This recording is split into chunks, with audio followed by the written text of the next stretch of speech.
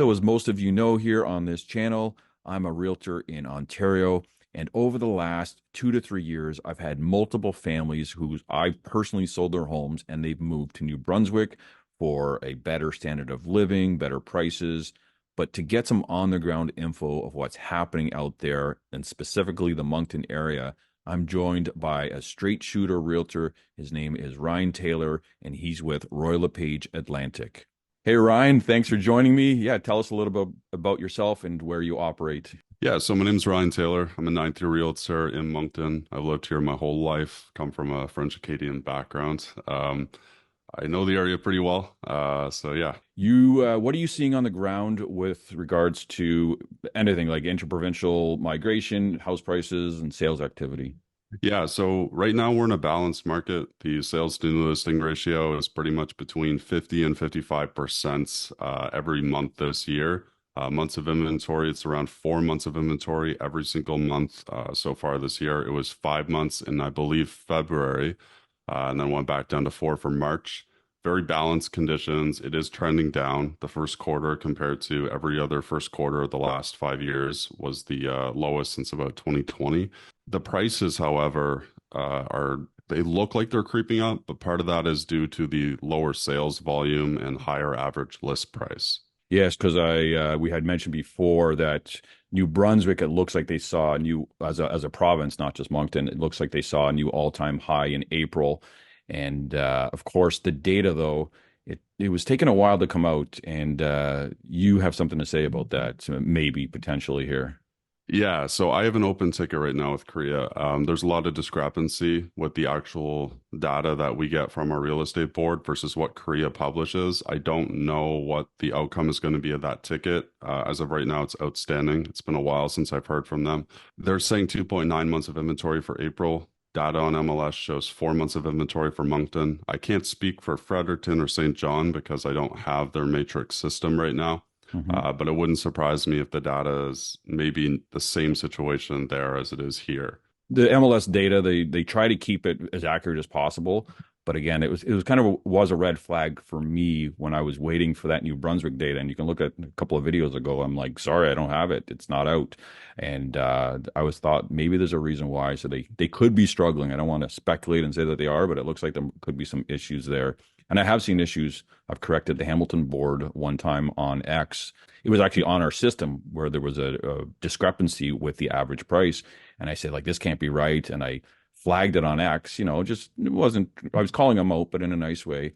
And they thanked me for it. They said, you know what? Yeah, something happened. So the data sometimes does get skewed or reported inaccurately. So it's good that you have that ticket open. I'd like to hear what comes of it. Yeah, Um, they seem to be really appreciative with that sort of stuff. They definitely are. Sometimes people allude that they're doing stuff intentionally, but they're trying hard. One of the things with New Brunswick is we have such a low volume of transactions compared to other provinces. It mhm. doesn't take much for something to get skewed. So, what do you think in general? What are you seeing that makes New Brunswick and Moncton so attractive for interprovincial like buyers, especially from Ontario? Yeah, so I kind of jokingly say this, but number one is the price, number two is the price, and then number three is, cut, insert, paste, whatever you want to say about the lifestyle. It is nice here. There's a lot to love about it. But if you take away the number one and two reasons people move here, which are affordability and price, all of a sudden it's just a worse version of Halifax. Yeah, I have a couple of stories, and I think the price was the main reason too. From people I've seen move from Ontario. Do you see much speculation or investors, both in town and from out of town, in your area right now? Yeah, so we saw a lot of that in 2022. A lot of the 2021 stuff that we had, we kind of boomed late. Our peak was April 2022, Hmm. but we boomed late. A lot of the speculation really only started to hit in 2022. And I'm very reluctant to call those people investors because, I mean, already they're trying to liquidate their supposedly great investment they made. And a lot of times they can't do it, and sometimes they're selling at losses. And really, we're probably only going to start to see that over the next 2 years. But yeah, we're getting a lot of that. I've been working with a lot of first-time buyers, and it was just constantly we'd show a house, write an offer, 25 other offers, and it's on Kijiji in a month for rent.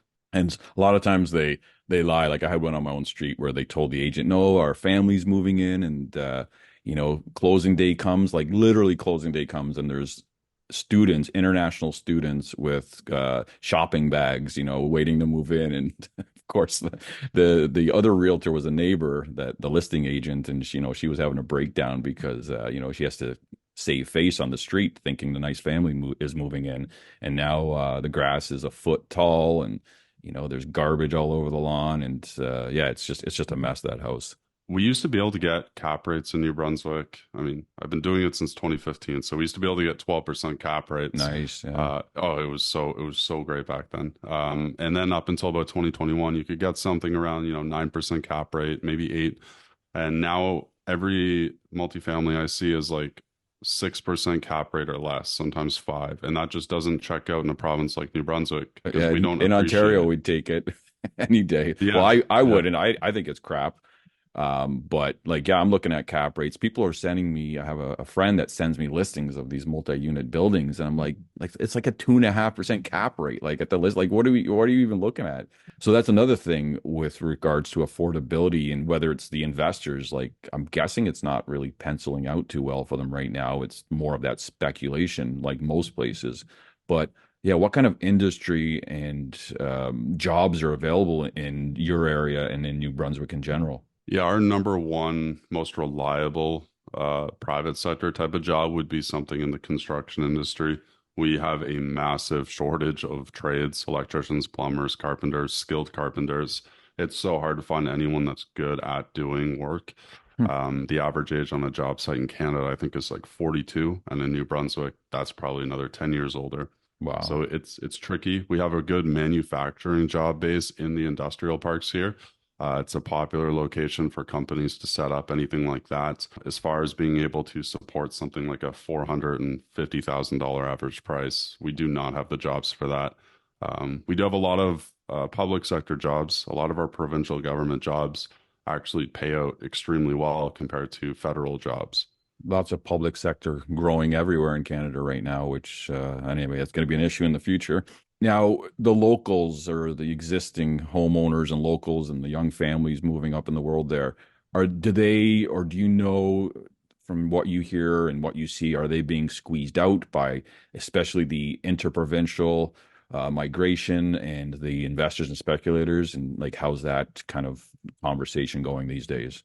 Yeah, it's really tricky. I've watched basically half of my circle of influence, like my buyers, not be able to afford a house. Like within the span of 6 to 12 months between 21 and 2022, half of my buyer pool was basically gone out of thin air, and they're being replaced by people who often were not even trying to live here.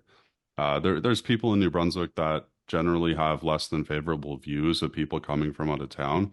Hmm. But that's usually reserved for people that are just trying to buy a property out and rent it with no intention of ever living here. Okay. I think we have something like the highest rate of out of province investors out of all the provinces in Canada. So it kind of leads to a bit of a disconnect, and it's tricky because it sucks, first of all, when you're working with buyers and you kind of just watch their hope disappear because they're Hmm. realizing that they can't even buy a house in Moncton, the place that they grew up in, the place people go to when they can't afford where they were, living in. Hmm. Like, where do you go when you can't buy in Moncton? And then they go to rent, and the rent market here is just absolutely crazy. I mean, basements for $1,500 a month. It's nothing like Toronto, but It's like a disease that spreads, right? It's the greed disease, right? Because that's what it is. This is not families that are driving up prices. They don't drive up prices in that at that pace. So, yeah, of exactly. course, yeah, you know how I feel about that, and I think you obviously feel the same. I've sold a good few homes in the last 2 years here in Ontario, maybe 3 years, but especially in the last 2 years, where the people have moved out there. I've had whole families, like extended families, parents and kids and multiple children that own homes here. Maybe they were in a condo in St. Catharines and they sold it and they bought a house in New Brunswick somewhere. Have you heard about any stories of any regrets or people that, moved there and maybe it wasn't the right decision for them? Yeah, so there's certain things I can't say that I do know. Hmm. People that are buying properties or bought properties very recently that are already trying to liquidate those properties. I don't know if that's because their remote work is calling them back to the office. I don't know if it's because they are not enjoying their time here or if they can't find employment to support the houses they bought or if it's because of the property taxes being unexpectedly high. But there is some regret, and there are probably going to be more people that are maybe going to regret their decision over the next 2 years when they have to renew their rates. And they can't sell their house because the prices aren't sustained. Also, just like many places or everywhere is going to be in that boat at some point with the way the economy and, of course, the way my predictions and forecasts and the cycle that's going to happen. My brother or my sister-in-law and her boyfriend, now husband, they moved out there and they moved out because they couldn't afford a house in Ontario. When they first got there, it was great, right? And I think I still don't think they have a problem there. I think they really do like it. It's not like they would choose to be there if it wasn't for the affordability, like you said, price, right? Now, I we went and visited New Brunswick last year, my first time in the province, and we of course stopped and visited them.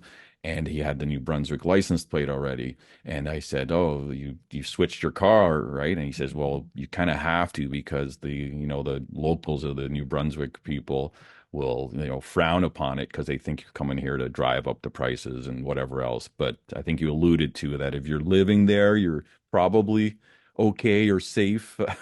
Not that they're going to lynch you, but yeah, they it's still they see Ontario plates and they're like, is this a friendly or is this a speculator? Is that kind of the mentality there, I guess, at this point? Yeah, so it's like the very vocal minority of people that are going to blindly hate every Ontario plate or person moving here. The subreddit for Moncton is just a toxic cesspool, and it's like that for the New Brunswick one too. And I wish people would understand that like someone's moving here to live here, like that is the type of person that you want in the area. What you don't want is people buying properties up just to rent them out at crazy rents to the locals. And I think people here could stand to do a better job at differentiating those two things. Now, with rental prices, since you brought that up, have you seen like the rental prices? Of course, they've probably gone up like they have everywhere in Canada, but like by how much approximately in the last, and kind of what's the timeline on that? The last time I rented before I bought was in 2018, and I was renting a brand new building with 2 bedrooms and a bathroom, and I think I was paying about 1,300 a month all included. That same unit now would probably go for about 1,650, 1,700, maybe more, Hmm. uh, if you can find it. You can rent a semi-detached home reliably for about 1,750 to $2,300. So they seem like pretty sustainable rents, and for the most part they are, but it's really that lower class of renter that's getting really, really taken advantage of right now. I mean, I'm seeing rents for like 14, 1,500 for a 1960s 12 unit building that Hmm. used to rent out for like $800 a month in 2017. And obviously that was low price back then, but the wages have not kept up because that demographic that is renting that type of building is being paid minimum wage, and you can only stick so many of them in one unit. And it's New Brunswick. I haven't run the numbers, but I'm guessing it's still like you can rent a house for a lot cheaper than you could buy it and carry the mortgage payments. Is that the scenario, say in your part of town?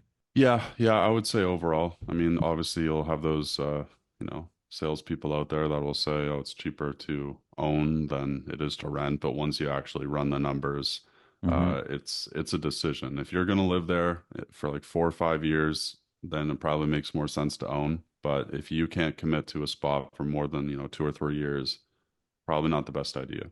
Now, do you have any advice or words of wisdom for any potential people moving out there, um, uh, from you as a professional, other than to call you if they're moving to the Moncton area? But other than that, which of course I recommend they do, yeah, any words of wisdom for them?